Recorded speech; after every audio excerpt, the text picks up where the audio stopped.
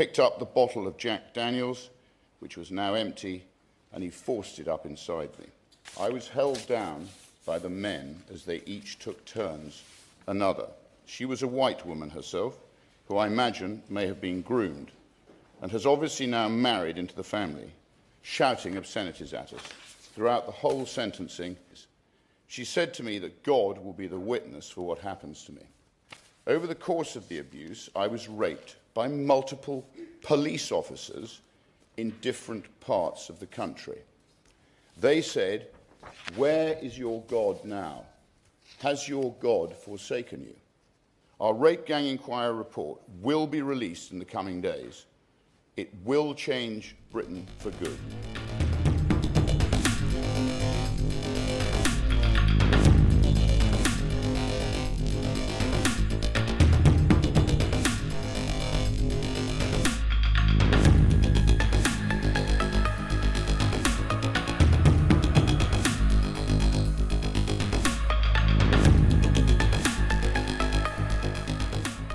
Firstly, I would like to thank the 260,974 British men and women who signed the petition to make this debate possible. And I want to welcome these brave survivors who are sitting behind us in the hall. This debate is about them.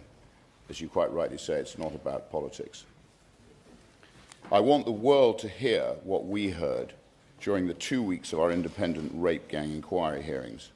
An inquiry that should never have needed to happen. I sincerely urge this Parliament to listen to the testimonies from these brave survivors and to act, to finally act. So the first testimony: he took his pants down, penetrated me, had sex with me.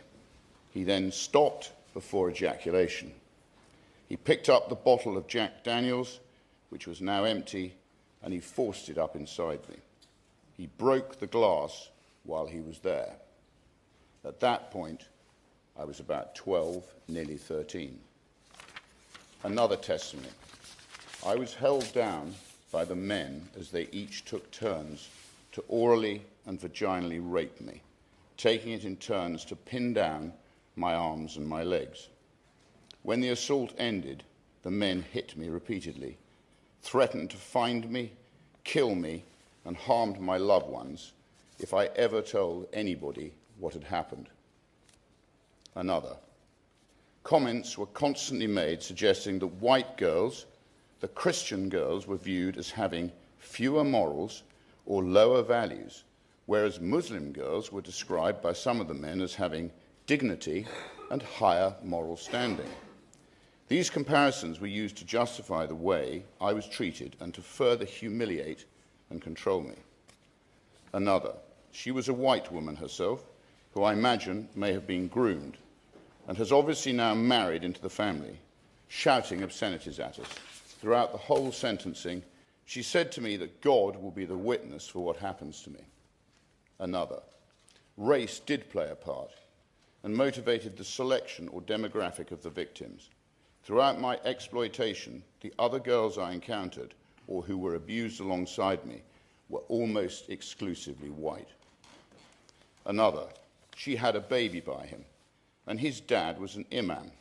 His dad knew, and he got his son married and said that he wasn't allowed to see the child. They look after their own community. Another.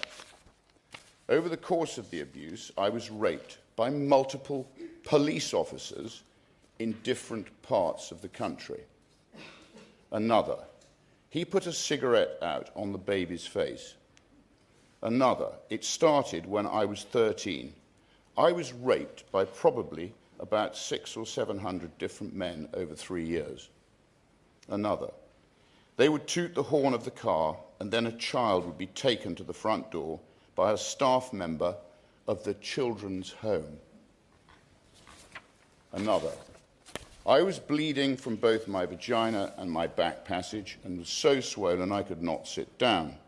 I told hospital staff my drink had been spiked and I did not know what had happened because I was too afraid to tell the truth.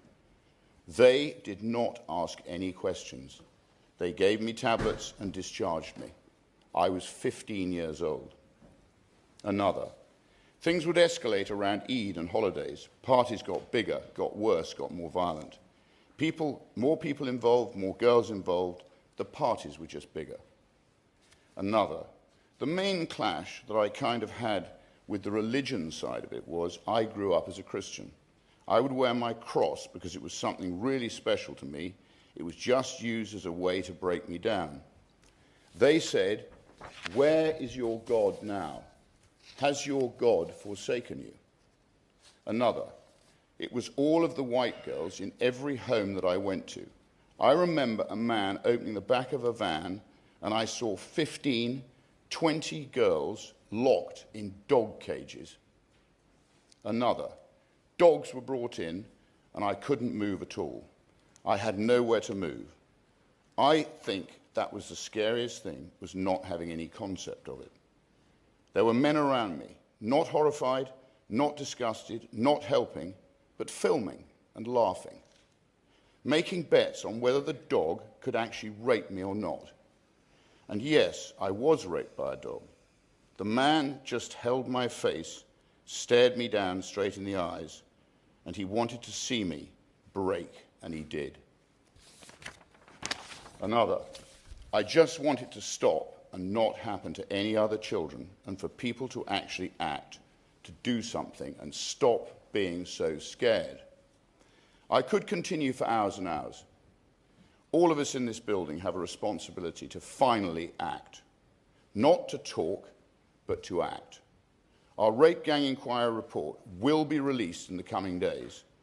It will change Britain for good. Thank you.